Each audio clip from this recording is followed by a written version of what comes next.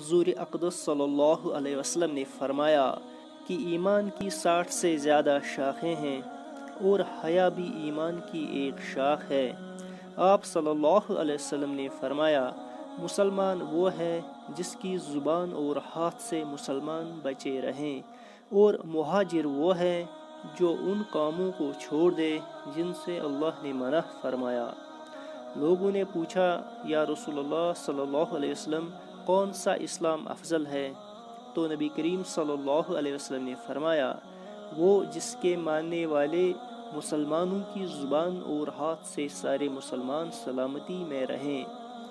ایک دن ایک آدمی نے نبی کریم صلی اللہ علیہ وسلم سے پوچھا کہ کون سا اسلام بہتر ہے؟ فرمایا کہ تم کھانا کھلاؤ اور سب کو سلام کرو، جس کو پہچانو اس کو بھی اور جس کو نہ پہچانو اس کو بھی۔